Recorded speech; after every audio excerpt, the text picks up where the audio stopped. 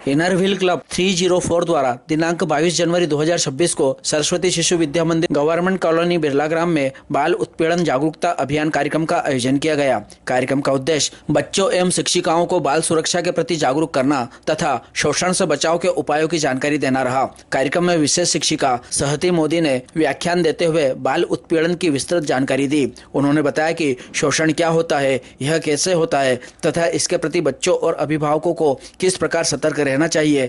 सहती मोदी ने बाल उत्पीड़न को 3 भागों शारीरिक शोषण, मानसिक शोषण एवं यौन शोषण में विभाजित कर सरल एवं उदाहरणात्मक रूप से समझाया, जिससे उपस्थित जनों को विषय की गंभीरता का स्पष्ट बोध हो सका। इस अवसर पर क्लब अध्यक्षा अंजू काठड़ ने विद्यालय की प्राचार्य श्वेता त्रिवेदी एवं उपस्थित सभी शिक्षिकाओं का स्वागत व अभिवादन किया। क्लब सदस्यों द्वारा प्राचार्य एवं अतिथि का पुष्पमाला एवं पौधा भेंट कर सम्मान किया गया। कार्यक्रम का संचालन श्रीमती सविता दीक्षित द्वारा किया गया। इस दौरान श्रीमती नेहल अग्रवाल, श्रीमती प्रिया मालपानी सहित विद्यालय की अन्य शिक्षिकाएं उपस्थित थी।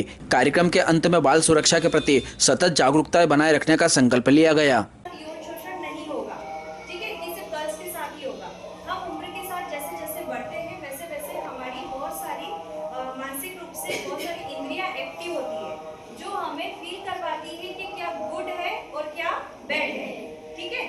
कई बार ऐसा होता है कि हमें कोई इंसान अगर आपके परिवार में हो या बाहर हो, कोई टच कर रहा है तो हमें अपने आप फीलिंग आती है कि नहीं यार ये कुछ गलत है। होता है ऐसा, है ना? और अगर हमारे पापा, हमारे भैया या हमारे घर के दादाजी या फिर कोई हमारे परिवार का कोई हमें टच करता है तो हमें सेफ फील होता है कि नहीं? तो हमें यही कौन सा सेफ है और कौन सा अनसेफ है इसके बारे में समझना और जानना जरूरी है। ठीक है, वैसे तो बहुत कुछ आप लोग जानते होंगे, लेकिन जो नहीं जानते हो वो मैं आज आपको बताऊंगी। क्लियर सभी को? अगर हमारे फ्रंट साइड कोई भी टच करता है तो हमें क्या करना है? एक्शन लेना है। अगर हमारी लोअर बॉडी में अगर कोई टच करता है तो हमें क्या करना है? तुरंत मम्मी को, दीदी को, किसी को भी बताना है। और अगर हमारे बैक साइड में भी अगर कोई भी गलती से टच करता है तो हमें तुरंत खबर करनी है, बोलना है। स्ट्रिक्टनेस, न तो उसे टालना है, न घबराना है, न हंसना है। उस मुद्दे पर तुरंत जाकर हमें हमारे बड़ों से बोलना है। क्लियर? अब कई बार ऐसा होता है कि हमारे परिवार में भी कभी कुछ ऐसा हो सकता है ना? जरूरी नहीं कि कोई बाहर वाला ही हमें टच करे। कई बार ऐसा होता है कि हमारे परिवार में भी कभी कुछ हो सकता है। तो परिवार में हो, घर में हो, स्कूल में हो, बाहर हो, कहीं पर भी हो, आपको इस विषय पर अपने आप को सुरक्षित रखना है।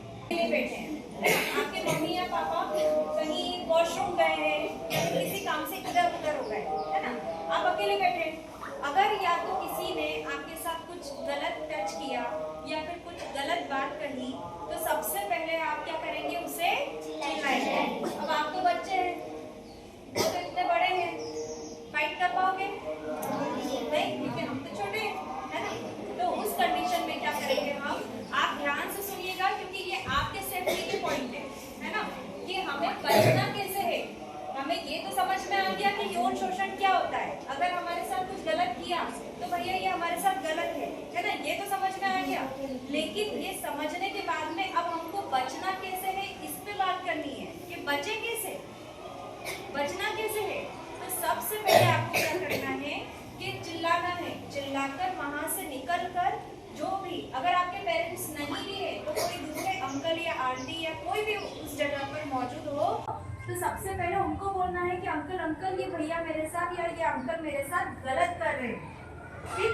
अगर आपके पेरेंट्स मौजूद नहीं हो और कोई और मौजूद हो तो सबसे पहले आपको उनको इन्फॉर्म करना है और वहां से निकलना है और साफ बोलना है नो।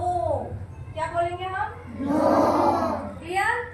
सबसे पहले हमें और घर आकर सबसे पहले हमें हमारे पेरेंट्स को बताना है। और अगर स्कूल में कुछ गलत होता है या फिर स्कूल से, घर से रास्ते में स्कूल तक आने में गलत होता है तो सबसे पहले हमको क्या बताना है? किससे बताना? हमारी टीचर को। क्लियर? क्योंकि आपकी मदद आपसे बड़े लोग कर सकते हैं। आप अपने आप से आपकी मदद कर सकते हैं क्या? नहीं कर सकते। अनजाने हमने उस बच्चे के साथ में गलत किया। ठीक है, समझ में आई कि अगर हम किसी की भावनाओं को ठेस पहुंचाते हैं, क्या करते हैं?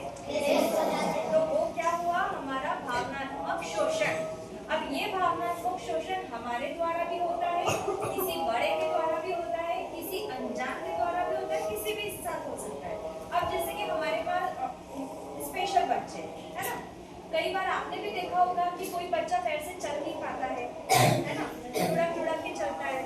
कोई बच्चा हाथ पैर से विकलांग होता है ना, वो चल नहीं पाता है या फिर बराबर बोल नहीं पाता है या फिर तुतला बोलता है। तो ऐसी परिस्थिति में हमको उन बच्चों का साथ देना चाहिए। क्या करना चाहिए? साथ देना चाहिए। मतलब हमसे अगर कोई शारीरिक रूप से कोई गलत कार्य करवाता है या फिर बाल मजदूरी तो सुना होगा आप सबने, है ना? बाल मजदूरी सबको पता है। बाल मजदूरी सही है या गलत है? गलत है। बच्चों से किसी भी उद्योग में किसी भी दुकान पर काम करवाना सही है? गलत है? गलत है। ये तो पता है। तो वो चीज क्या हुई? शारीरिक शोषण, है ना? क्यों? क्योंकि अभी आपकी शिक्षा की उम्र है, पढ़ने की उम्र है, खेलने की उम्र है, नई चीजों को जानने की उम्र है।